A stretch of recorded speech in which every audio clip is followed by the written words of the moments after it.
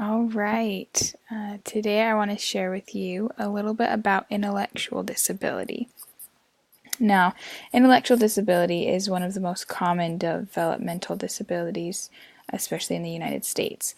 Research estimates that 1 in 10 families are affected, and more than 425,000 children have some level and receive special education services in public schools for an intellectual disability. Let's learn more about this particular disability and what strategies we as teachers can use to help all of our students receive an education. First, let's look at what exactly is an intellectual disability.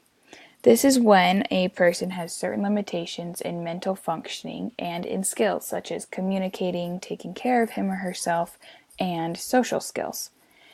So some with these skills, it may delay their speaking, walking, their ability to take care of personal needs like getting dressed and eating, and may affect their learning in school.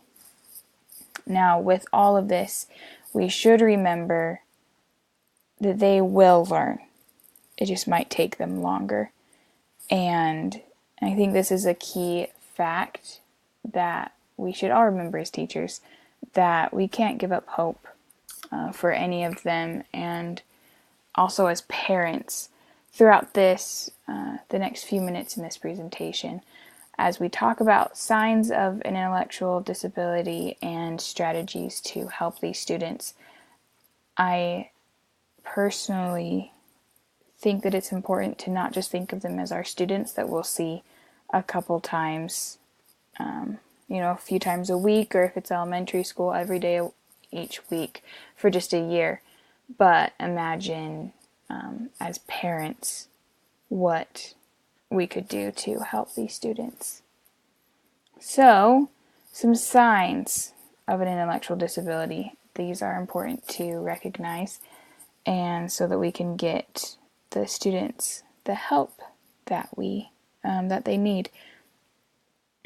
I personally believe that all students can achieve academically in the public sphere, and I think that most of us in this class at least also believe that, and that's why we want to help. That's why we're taking this, and by recognizing these signs, we can help the students recognize that they are capable, that they may need special assistance, but they are capable.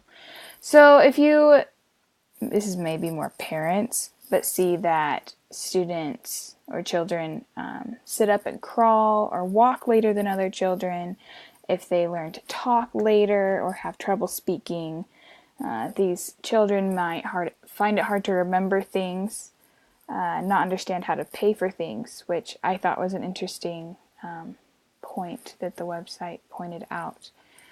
They also may have trouble understanding social rules, seeing consequences, troubleshooting, solving problems, and they may have trouble thinking logically. So these are all things to be aware of as we watch children develop. Dr. Sunil Sodhar has created a table that I found that I really like. It shows a spectrum.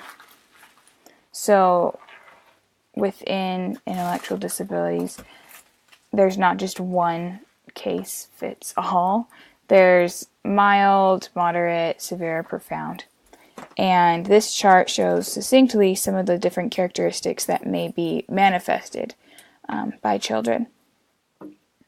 There are charts like this and research available online, as well as in books at the library, that you can find out as you're assessing students or trying to figure out where they are, that you can reference so that we can really help these students. Okay, bear with me with the cartoons. I want you to take a look at this for a minute. You see the student. She's kind of being sassy, but may have a point. She says, "How do you know I have a learning disability? Maybe you have a teaching disability." Now, is it possible that the teacher may be the problem? We don't want our lack of awareness or lack of use of strategy to hinder our students' success. So while they may have a disability, the student, we should also be prepared to make the necessary accommodations so that they aren't questioning if we have a teaching disability. Alright, so strategies for us teachers. These are important to know. Keep the students involved in general education curriculum. Now, IDEA doesn't allow a student to be taken out of a general ed class because of changes that need to be made to the curriculum to help them to succeed. So as a teacher, we need to take control of our classes and make the necessary accommodations so that those students can receive an equitable education next to and in the same classes as non-disabled children. So these accommodations, you may ask, what kinds of things? Well, you have supplementary aids, instruction support, personal assistance is like having a TA or an assistant follow that child around and help them specifically. In class, I was thinking also planning transitions from activity to activity, topic to topic, lesson to lesson. By knowing your students' needs, you can plan either a review or a specific activity to transition, or a timed thing, or a volume and action-based transition so that the student can follow along as best as possible. The website that I'm mostly referencing is Parent Center, and it referenced transitions beyond just from activity to activity. It said we need to help these students prepare to go from the classroom to adulthood. Now, this could be in daily skills, it could be in job skills, in social skills and communication, anything that can help the students to go from the classroom into successful adulthood and outside of the classroom life. More tips, because really, can we have too many? We all need more. As teachers, we should learn as much as you can about intellectual disability. Recognize that you make a huge difference in this child's life. You really do. Ask for a copy of your student's IEP. Be as concrete as possible. Concrete means use visuals, use pictures. Don't just verbalize instructions, but have them written out or have them described, demonstrate, model. Have it as concrete and tangible as possible. Split up long new tasks into small steps. In one of my education classes, my teacher said that each activity or each task should have no more than 5 steps, and each step should have 7 to 10 words or less.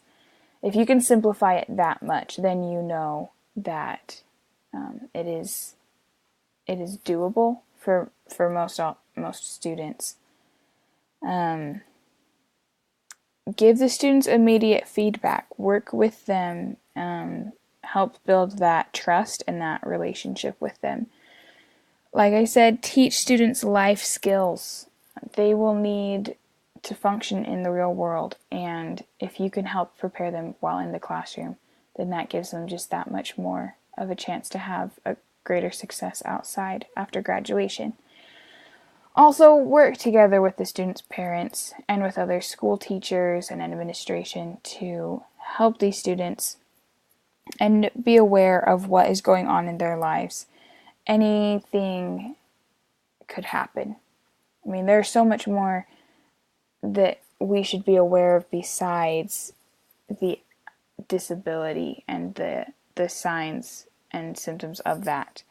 There's emotional things at home, there's hormones, and I'm looking into secondary education, so dealing with them having to organize a lot of classes with activities and hobbies that they may like with friends and peer groups. And there's a lot of things as a teacher we need to be aware of and know that that might be influencing their success.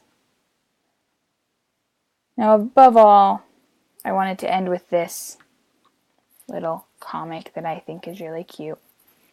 Remember that these are children of God. And this girl in a wheelchair is asking, why did God make some of us with disabilities? And she asks, if he loved us, why would he take away our abilities? And I think that the priest or the mentor who replies has such a great point.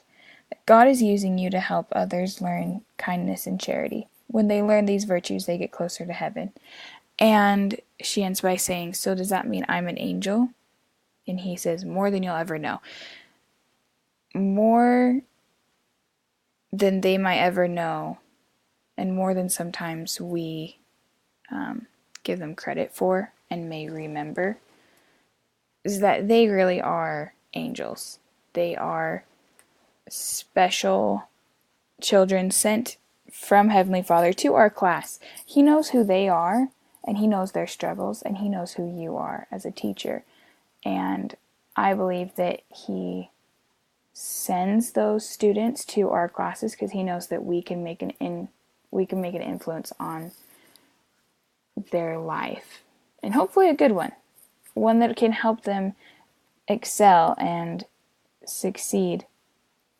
And God is behind them. He wants them to have success.